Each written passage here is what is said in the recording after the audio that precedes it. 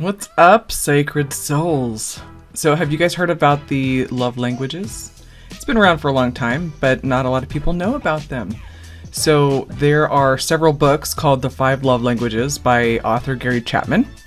For example, he's got the 5 love languages of children, the 5 love languages of men, the 5 love languages of teenagers, etc. He's got a ton of books out there.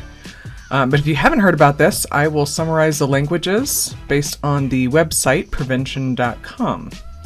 So one of the 5 is acts of service. This is a love language where actions speak louder than words. So basically, acts of service has to do with how well somebody takes care of their partner's physical and environmental needs. A person who identifies with this love language appreciates being shown through their partner's actions how much they are cared for. Second is receiving gifts. For those whose love language is receiving gifts, they feel most special and appreciated when receiving a heartfelt physical representation of how much a person loves you. It may sometimes be confused as materialistic, but it's really the thought that counts. It's more about the meaning of the gift and not about the price tag. It's about the gift being a symbol of how well somebody knows you, how much they like you, and how much they listen to you. Third is quality time. Quality time refers to uninterrupted focus or time together with no distractions. It's about prioritizing that time together and truly giving your partner the attention, connecting on an emotional level, actively listening, and being engaged. It's often helpful to plan these instances of quality time. So they suggest setting up a calendar invitation for your partner or building that time into your weekly schedule. It can be anything from going out to dinner, to a game night, or watching a movie together and cuddling. Fourth is words of affirmation. One way to define this would be words of appreciation or words of praise. It's any sort of verbal or even written communication that shows your partner how much they are loved and why. It's validating. Think about how to give somebody words of affirmation that are about their being, that have to do with their personal qualities that this person brings.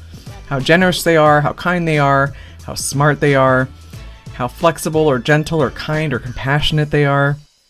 They suggest leaving notes for them in their work bag or like a post-it on a mirror, giving them thoughtful cards just because, and taking the time to verbally acknowledge the things about your partner that you are grateful for and the things that you love about them. And finally, we have physical touch or affection. If you feel comfortable, loved, and secure when you're physically connected to your partner, then physical touch might be your primary love language. It is about using your body to express connection and love. Actions include things beyond sexual intimacy, things like making an active effort to, hold hands, kiss, snuggle on the couch, give a massage, just put your hand on their leg, or anything else that you and your partner enjoy in terms of physical touch. Now, sometimes you have to be careful depending on people's triggers.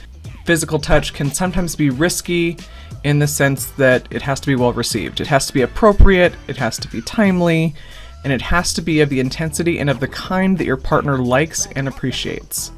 So most of us have, multiple love languages, but we have our primary, and that's how we like to be communicated with on a love level.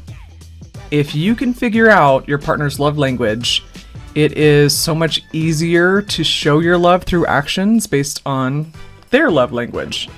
You will be surprised at how appreciative your partner is going to be just by small acts of love, using their love language. For example, if your love language is acts of service, it likely means that you are the one that does things around the house, you cook or clean, you do gardening or yard work to show your love. However, if your partner's love language is physical touch, you performing acts of service isn't a good way of showing your partner how much you love them because you're not speaking in their language.